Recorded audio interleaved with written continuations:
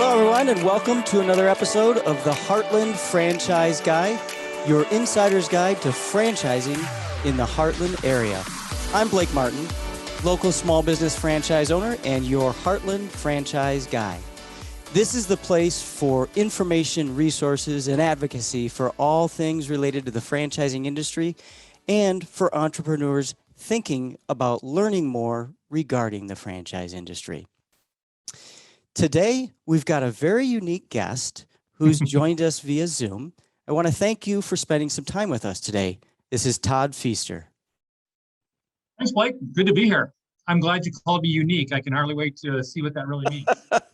That was a total setup. Now I can run. Good. You know how you catch me? You unique up on me. Well, there you go. I like it already. Those are dad jokes. We can always use more dad jokes in this. Total dad jokes. So sorry, maybe Cam's going to stop us now, and maybe we'll start over. But it's great to be here. Thanks for having me. You're very much welcome. Aside from being a terrible dad joke teller, yes, Todd is also, by definition, a serial entrepreneur. He's owned several businesses, several of them very unique, and that's what I meant by uniquing up on you. Okay, yeah, good. Thank you. You bet. He's in addition to being in the franchising field himself, he's had some background in private equity, in mergers and acquisitions. So you run a fractured CFO service. Can you tell me a little bit about what that looks like? So, Fractional CFO Services, think of it as back office accounting services. So we just added our 24th employee this week.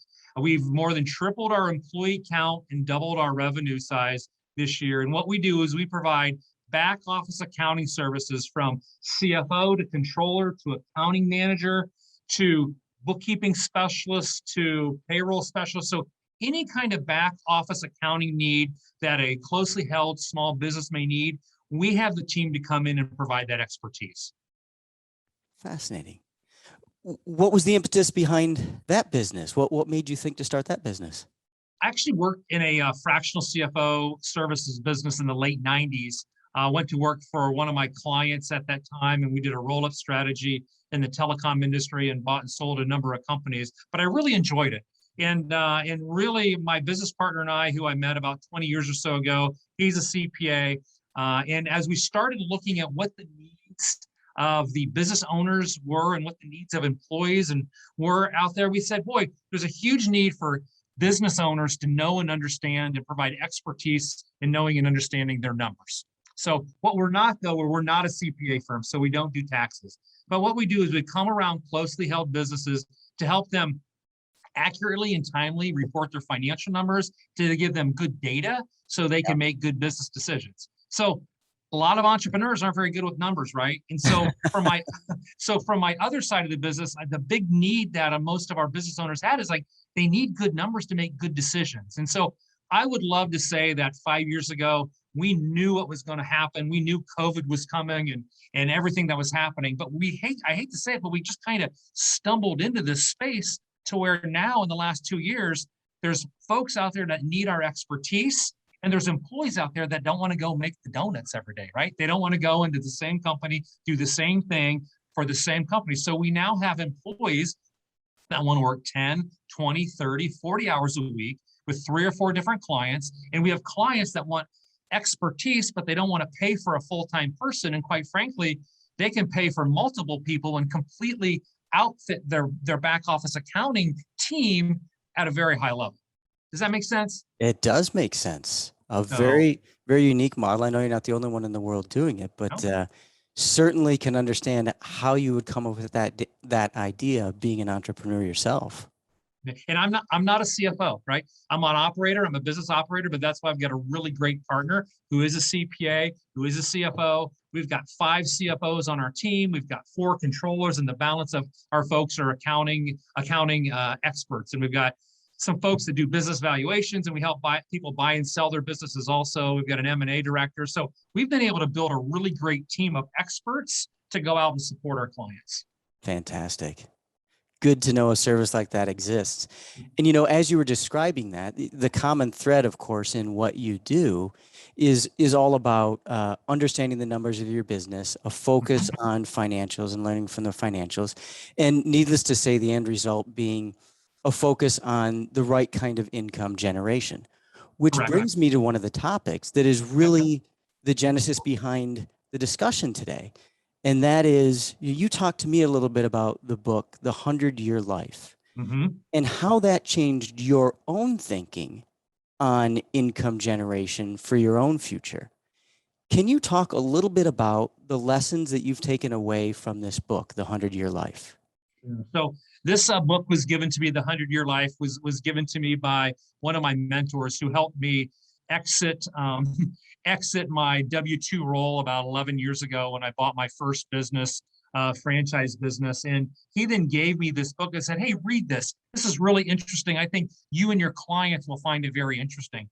And so I've read this book probably 5 or 6 different times, and I pull something out of it something different every time. And so what this book really helped me understand is that the traditional, what I would call, I don't know, multi-stage life, where you get your education, you go out and you work in a career, and then you retire, is exactly being what we're all changed. told to do in the beginning, right? That's work at a company, get the gold watch, retire, and go and play golf, right? So, but that's changed now, and the reason that has changed is because we're all getting older, and we're living longer. Now, there has been a decrease in the life expectancy in the last 18 months due to COVID. But overall, the longer term trends are that we have right now, you and I, a 50% chance that we're going to live to be 100 years old. Okay. Our kids, so children born over a century ago had less than a 1% chance of living to 100. Okay. If you're 60 years old right now, you have a 50% chance to make it to 90. If you're 40 years old right now, you have a 50% chance to live to 95. So let's rewind this a little bit. By the way, very encouraging for me. Yeah. Well, you're 29, right? Yeah, exactly. Yeah, right. Sure. So am I. In 1935, when Social Security was actually enacted, their age of retirement was set at 65. Okay. The average life expectancy in 1935 was 61. So they expected you to live to 61, but your retirement age was 65. Now, if we look at just right now that our average life expectancy is 80 years, which in growing to be 100 years, but retirement's still at 65, how are we going to continue to create income? How are we going to continue to learn? How are we going to continue to grow? So my business partner and I, after we read this book, was like, we want to equip our business. So when I'm 63, I'm 53 now, when I'm 63 and when I'm 73, I can still be working and generating income, but we want to build a team and we want to build a company that allows us to continue to generate income into our 60s, 70s, and 80s. So there's these additional stages that have come into play where folks are now doing exploration. They're becoming agile or gig workers, or they're creating a portfolio of companies. Because whether we like it or not, and the folks that we work with and that you work with that are looking to transition out of their corporate careers, ageism is alive and well. They've got talent, they've got skills, they've got abilities, but nobody wants to hire them once they're 60 or 65. So they need to be able to create additional income. They need to be able to retool. There's a statistic, and I can't find it right off the top of my head, but there's something crazy like 80% of the jobs that are going to be here in 10 years haven't even been determined or identified yet. Wow. Artificial intelligence is growing so rapidly, even within our bookkeeping and our accounting work. We're utilizing bots to do reoccurring transactions. We're using automated workflow processes to pay bills automatically. And so there's so much that's happening right now. The whole society 100 years ago was very agrarian, right? And now it's gone from being agrarian to industrial to management. And now it's technology. It's all these advances. So folks are really having to say, okay, if I'm going to retire at 65, but I'm going to live to be 100, do I have the health to make it that far? Do I have the cash? Do I have the retirement funds? Do I have the skills? So if these skills are all changing in the next 10 years, how are we adapting and how are we changing? So this book changed my whole approach on evaluating the gig economy in the last 5 or 6 years. We were fortunate that we had the wheels in motion for TP4 Advisors as an outsourced or fractional bookkeeping, accounting, and CFO service business. And fortunately, we've been really able to leverage what's happening, within the marketplace. Not only there's a huge lack of talent right now, and we are providing roles for large, national organizations, for private equity firms, for closely held small businesses. And so really we're able to take these folks that want to create some additional income, and maybe they're 65, maybe they're 70, maybe they're 29. The age range of our 24 employees goes all the way from 69 years old to 26 years old. So a lot of folks. Let me interject if I couldn't ask you a question. Sorry, I'm just going on and on No, that's okay. You were on a roll, and it was very eloquent, and that's why I wanted to hear you continue to connect those dots. You talked about the gig economy, and I'm going to ask you for your own definition of that. But part of what I'm hearing here is just if you're an entrepreneur, positioning yourself like you have in your business, such that it can create passive income for you into later stages of life, much later than we may have ever anticipated before. Correct. But then secondly, the key to that is finding those willing participants in the gig economy, which could be people of all different ages, right? We're not just talking about, when you're saying gig economy, we're not talking about 20-somethings. We're talking about, go ahead. Yeah, there are 50% of folks ages 16 to 24 participate right now in the gig economy. Okay? And it is define the gig economy. So the gig economy, actually, gig is a jazz term, from the early 1930s or 1920s that says, hey, it's a temporary position, it's contingent, it's short term, it's independent. I'm going to go play a gig, right? I'm going to go. I got this gig here. So it is a part-time, it is a flexible, there's many words for gig: flexible, agile, on-demand, contingent, temporary, dependent, self-employed, adjunct. Get my point? There's lots of definitions out here for the gig economy. It really is a term to say, hey, I got flexible work. And again, this flexibility, look at what's happened with this great resignation. People are leaving New York City to go live in Florida because they can all be remote now. My son that worked. There's no reason not to. Yeah, my son that worked in Manhattan for a number of years, he didn't have to go into the bank anymore. He could move anywhere he wanted to move. So now your job isn't tied to a specific zip code or area, so you can be more flexible. You can move. So gig economy, or the gig, is just a short-term, flexible. It could be a long-term flex. It could be a short-term flex. Many different options there, but again, gig is, hey, I'm going to go in, I'm going to work for somebody. I've got the freedom, I got the flexibility to kind of do it how I want to do it. That makes sense? Absolutely. It's something that we talk about a lot here on the podcast, right? Flexibility and freedom and entrepreneurship, they kind of go control. hand in hand. Yes, control. Control. That's a big one. So the book, again, The 100-Year Life, and I'm not here to promote it, but I'm partway through it based upon your recommendation, and thank you for that. In a sense, it's a research report that they've turned into an interesting read, right? That's correct. A research report that has caught the attention of politicians, of government planners, certainly of thought leaders like yourself.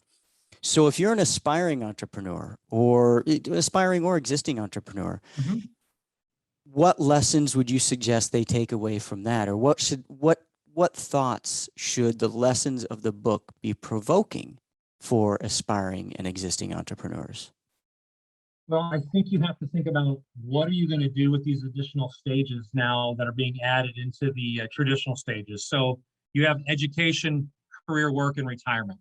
Now, exploration, being an agile worker and creating a portfolio. My goal, and what I encourage a lot of folks to do, is create a portfolio of income producing opportunities. And it doesn't have to be six-figure income for all of these. If you have 5 or 6 or 7 different streams of income over your lifetime and over your career, retirement looks really, really different. And a lot of people I hear now say, well, I'm not going to retire. The whole retirement thing has changed also. So how are you equipping yourself to explore different opportunities, to learn more? how are you becoming agile, and how are you becoming flexible, and can you create a portfolio of businesses or income creating opportunities to help you grow old and have a good, solid retirement. So you could do side gigs where you could create a little income here and there. I got a buddy of mine that owns, and not owns, but operates as a general manager for a company that's held by private equity. Okay. He drives for Uber on the weekends. I'm like, why do you do that? He goes, the people are crazy. He goes, it's great. I love just hearing the conversations. So he goes, and I like just, it's not a lot of money, but I kind of like the whole interaction there. And then some other options other than side gigs are like self-employment, doing just some consulting based on a level of expertise or an area of expertise outside of your current W-2 role. Subcontracting, going in and doing some subcontracting work in an area that you're good at. Buying a franchise business, right? When I was looking at businesses 10 years ago, there's no way I'm going to own a Subway. Nothing against Subways. No way I'm going to own, an In-N-Out burger joint, whatever that looks like. But then we all think of when we think of franchising. We all think of food and French fries, right? So then once I got into saying, boy, there's all these industries and all these opportunities, whether it's coaching or staffing or health and fitness and mental wellness and physical therapy, all these options, just like, wow, I can create income that way. Or you can go out and start something up, which is like what I would call a hardcore entrepreneur.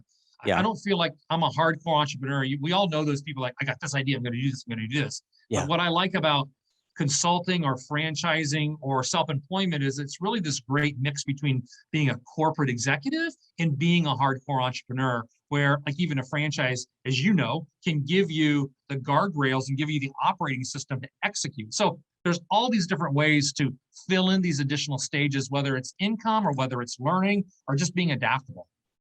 Yeah. Yeah. And what I figured was going to come up, and it did, in the midst of that conversation, the door opened and in walked our old friend, Mr. Side Hustle. That was part of your point. That's absolutely. Sell a little here on eBay. You got a little something here. So, it's what do you need to do to create income? And now I will tell you, not everybody's equipped to be a gig worker. Not everybody's equipped to be a business owner. And that's okay. But you always have to be thinking about how are you generating income. Now, it's great. If those folks out there can hit 65 or 67 and retire with the gold watch and collect Social Security and live off the retirement, good for them. There's nothing wrong with that. That is just becoming harder and harder to do as we all get a little older. Yeah, good point. Let me ask you one last question as we're getting near the end of our time here. So lessons, we talked a little bit about, or you talked a little bit about, being able to diversify yourself and create a portfolio of businesses. For that listener that might be in the process of starting or thinking about starting their first business, any best practices or suggestions you would give as far as setting up that first business such that you can be ready for additional future businesses? Find a coach, number one. Okay. Even professional athletes, I love golf. Most golfers have 2 or 3 coaches, a swing coach, a putting coach, a strength and conditioning coach. Find a coach, whether you're looking to start a business from scratch, SCORE is a great solution. The Small Business Administration, whether you're going to buy a franchise, use a coach, like you, that can guide people through and Sherpa them through the path to help them not only identify what they need, but help them identify things they're not even aware of.